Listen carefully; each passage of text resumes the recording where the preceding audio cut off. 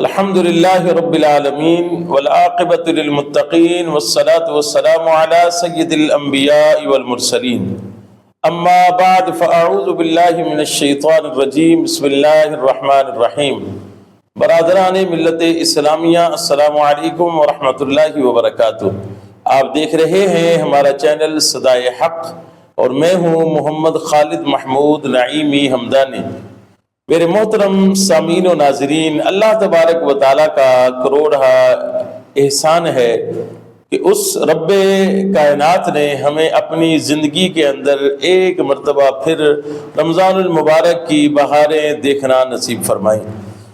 رمضان المبارک کی مبارک راتیں ہیں، رمضان المبارک کی پیاری ساعتیں ہیں، رحمتوں بھری، برکتوں بھری، سعادتوں بھری راتیں اور دن چل رہے ہیں، اور انہی ایام کی مناسبت سے اور اسی ماہ مبارک کی مناسبت سے ہم آپ کی خدمت میں لے کر آئے ہیں اپنے چینل صدائے حق پر جو ہے قرآن پاک کی تراویح کا خلاصہ۔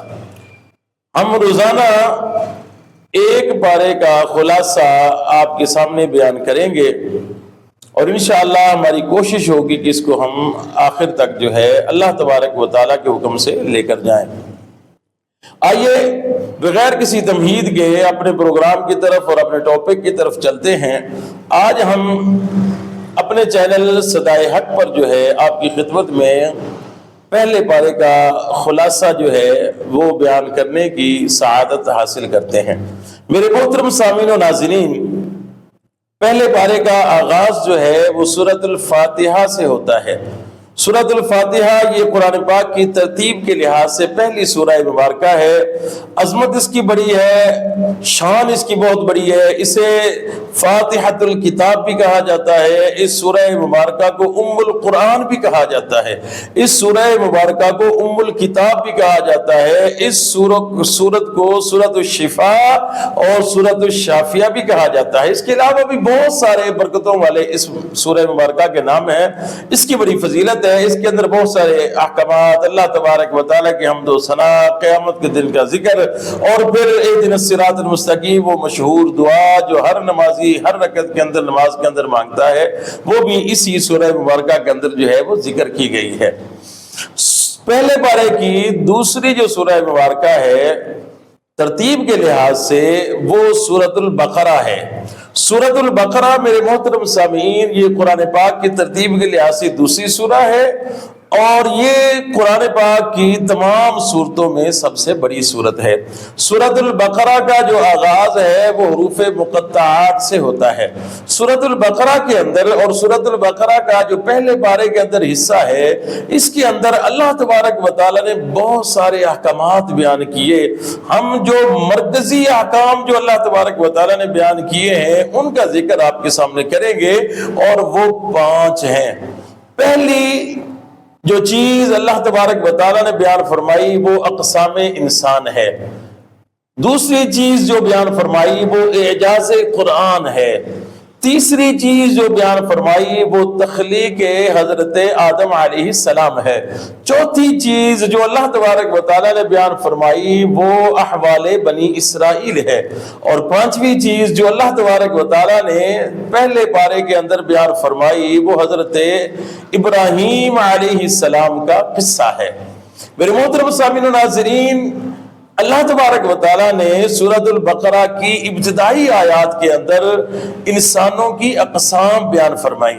ذہن نشین فرما لے، انسانوں کی قرآن نے جو ہے وہ 3 قسمیں بیان فرمائی ہیں۔ 3 قسمیں انسانوں کی، نمبر 1 مؤمنین، نمبر 2 منافقین، اور نمبر 3 کافرین۔ اور پھر اللہ تبارک و تعالیٰ نے ان تینوں جو انسانوں کی اقسام ہیں ان کا الگ الگ ذکر فرمایا ہے۔ پہلے اللہ تبارک و تعالیٰ نے مؤمنین کی صفات کو بیان فرمایا، اور فرمایا کہ مؤمنین وہ ہیں جو غیب پر ایمان لاتے ہیں، جو نماز کو پابندی کے ساتھ ادا کرتے ہیں، اور جو اللہ تبارک و تعالیٰ کے راستے میں اپنا مال خرچ کرتے ہیں، اور جو پہلے کی کتابوں پر ایمان لاتے ہیں، اور جو یوم آخرت پر جو ہے وہ ایمان رکھتے ہیں، ان کا ذکر فرمایا۔ اللہ تبارک و تعالیٰ نے یہ اقسام بیان فرمائی۔ انسانوں کی پہلی قسم جو مؤمنین ہیں، یہ ان کی 5 صفات بیان فرمائی اللہ تبارک و تعالیٰ نے۔ پھر آگے اللہ تبارک و تعالیٰ جو ہے وہ منافقین کا ذکر فرماتا ہے۔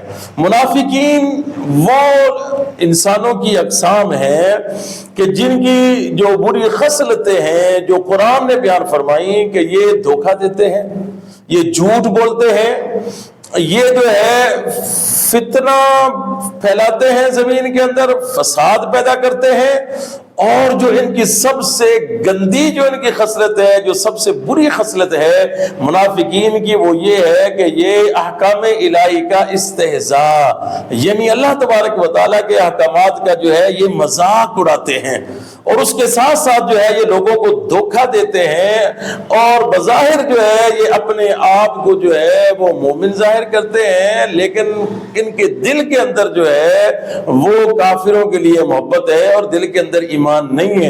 ان کے اندر جو ہے وہ قلبی بیماریاں ہیں، اندرونی بیماریاں ہیں۔ ان چیزوں کا ذکر اور ان کی بری خصلتوں کا ذکر اللہ تبارک و تعالیٰ نے سورۃ البقرہ کے اندر جو ہے منافقین کی ان خصلتوں کا ذکر کیا۔ پھر اللہ تبارک و تعالیٰ نے جو ہے وہ کافرین کا ذکر فرمایا کہ ان کے جو ہے کانوں پر اور ان کے جو ہے وہ آنکھوں پر جو ہے وہ پردہ ڈل گیا ہے، کانوں پر مہر لگا دی گئی ہے، نہ یہ دیکھتے ہیں نہ یہ سنتے ہیں اور نہ ہی ان کو کوئی سمجھ آتی ہے۔ یہ اللہ تبارک و تعالیٰ نے جو ہے وہ کافرین کی جو ہے وہ خصلتیں اور ان کی جو بری عادتیں ہیں ان کا ذکر فرمایا۔ پھر آگے اللہ تبارک و تعالیٰ نے دوسری چیز جو مرکزی طور پر بیان فرمائی وہ قرآن کا اعجاز ہے۔ اللہ تبارک و تعالیٰ فرماتا ہے کہ دیکھو قرآن کے اندر الفاظ وہی بیان ہو رہے ہیں جو تم اپنی گفتگو کے اندر الفاظ تم ادا کرتے ہو، لفظ وہی ہیں، حروف وہی ہیں، لیکن وہی حروف قرآن کے اندر ہیں، وہی حروف تمہاری اپنی گفتگو کے اندر بھی ہیں، لیکن کمال یہ ہے، قرآن کا اعجاز یہ ہے کہ قرآن جیسی تم ایک سورت تو دور کی بات تم قرآن جیسی ایک آیت بھی نہیں لا سکتے ہو۔ حالانکہ دیکھنے کے لحاظ سے میرے محترم سامعین بڑی توجہ کرنے والی بات ہے، دیکھنے کے لحاظ سے حروف ایک جیسے ہیں، جملے بھی بعض دفعہ ایک جیسے بن رہے ہیں، لیکن جو قرآن کے اندر حروف آ گئے فرمایا کہ اس جیسی کوئی نہ تم دوسری سورت لا سکتے ہو اور نہ تم اس جیسی کوئی دوسری آیت لا سکتے ہو۔ یہ قرآن کا اعجاز ہے۔ پھر آگے اللہ تبارک و تعالیٰ نے جو ہے وہ حضرت آدم علیہ السلام کی تخلیق کا ذکر فرمایا۔ آدم علیہ السلام جن سے نسل انسانی نسل آدم کا آغاز ہوا، اللہ تبارک و تعالیٰ نے آدم علیہ السلام کی تخلیق فرمائی، حکم دیا فرشتوں کو کہ تم جو ہے میرے آدم علیہ السلام کو سجدہ کرو۔ سارے فرشتوں نے آدم علیہ السلام کو سجدہ کیا، ایک نے انکار کیا، اللہ تبارک و تعالیٰ کی بارگاہ میں وہ مردود ہو گیا، قیامت تک کے لیے لعنت جو ہے اس کا مقدر بن گئی۔ پھر اللہ تبارک و تعالیٰ نے جو آدم علیہ السلام کو حضرت حوا علیہ السلام کو فرمایا کہ جنت کے اندر رہو۔ پھر ذکر فرمایا اللہ تبارک و تعالیٰ نے کہ پھر جنت کے اندر یہ دونوں رہ رہے تھے، شیطان نے آدم علیہ السلام کو بہکایا اور پھر آدم علیہ السلام جو ہے وہ زمین پر تشریف لے آئے۔ ان ساری چیزوں کا ذکر اللہ تبارک و تعالیٰ نے جو ہے وہ سورۃ البقرہ کے اندر بیان فرمایا ہے۔ احوال بنی اسرائیل یہ بڑی اہم چیز ہے جو سورۃ البقرہ کے اندر اللہ تبارک و تعالیٰ نے بیان فرمائے ہیں۔ بنی اسرائیل جن پر اللہ تبارک و تعالیٰ نے بڑی ان کو نعمتیں عطا فرمائی، ان پر بڑی اللہ تبارک و تعالیٰ نے کرم نوازیاں فرمائی۔ حضرت موسیٰ علیہ السلام کہ ان کے ذریعے سے اللہ تعالیٰ نے بنی اسرائیل کو فرعون سے نجات دلائی۔ بنی اسرائیل کو اللہ تبارک و تعالیٰ فرماتا ہے کہ دیکھو ہم نے تمہیں فرعون سے نجات دلائی، ہم نے تمہارے لیے جو ہے وہ چلتے دریا کے اندر جو ہے وہ خشک راستے بنا دیے، ہم نے تمہارے لیے جو ہے وہ بادلوں کو سائبان بنا دیا، ہم نے تمہارے لیے جو ہے وہ آسمان سے دسترخوان یعنی منہ سلوہ اتارا، تم پر ہم نے اتنی اپنی نعمتیں اتاری، اتنے تم پر انعام کیے، اب تم جو ہے ان چیزوں کو دیکھ کر جو ہے ایمان لاؤ۔ لیکن بنی اسرائیل جو سرکش قوم تھی، انہوں نے اللہ تبارک و تعالیٰ کی نافرمانی کی اور پھر طرح طرح کے عذابات جو ہیں وہ ان کا مقدر بن گئے۔ تو اللہ تبارک و تعالیٰ نے سورۃ البقرہ کے اندر جو ہے یہ جو بنی اسرائیل ہے ان کے احوال کو بیان فرمایا ہے۔ پھر آگے اللہ تبارک و تعالیٰ نے جو ہے جس چیز کا ذکر فرمایا وہ حضرت ابراہیم علیہ السلام کا ذکر فرمایا۔ ابراہیم علیہ السلام کا قصہ خلیل اللہ ہے۔ ابراہیم علیہ السلام اور کیا قصہ بیان فرمایا؟ جب حضرت ابراہیم علیہ السلام نے اپنے بیٹے حضرت اسماعیل ذبیح اللہ علیہ السلام کے ساتھ مل کر جب بیت اللہ شریف کی تعمیر کی، خانہ کعبہ کی تعمیر کی، بیت اللہ شریف، کعبۃ اللہ شریف، اس کو تعمیر کیا، اس کا ذکر فرمایا اللہ تبارک و تعالیٰ نے، تعمیر کیا، اور پھر اس کے بعد رب کے حضور دعا کی کہ یا رب العالمین ہم نے یہ کر دیا، اس کو قبول فرما، اور اب تو اپنے اس شان والے رسول کو مبعوث فرما، اس رسول کو مبعوث فرما۔ اس چیز کا ذکر اللہ تبارک و تعالیٰ نے جو ہے یہ سورۃ البقرہ کے اندر یہ حضرت ابراہیم علیہ السلام کا قصہ جو ہے اس کو بھی ذکر فرمایا ہے۔ امید کرتا ہوں کہ آپ کو ہمارا آج کا یہ پروگرام پسند آیا ہوگا۔ انشاءاللہ کل دوسرے پارے کے خلاصے کے ساتھ آپ کی خدمت میں حاضر ہوں گے۔ ہمارے چینل صدائے حق کے ساتھ جڑے رہیں اور ہماری صدائے کی ٹیم کا حصہ بن جائیں۔ اگر پروگرام اچھا لگا ہو تو اسے صدقہ جاریہ سمجھ کر اپنے دوستوں کے ساتھ ضرور شیئر کیجیے گا۔ فی امان اللہ، السلام علیکم ورحمۃ اللہ وبرکاتہ۔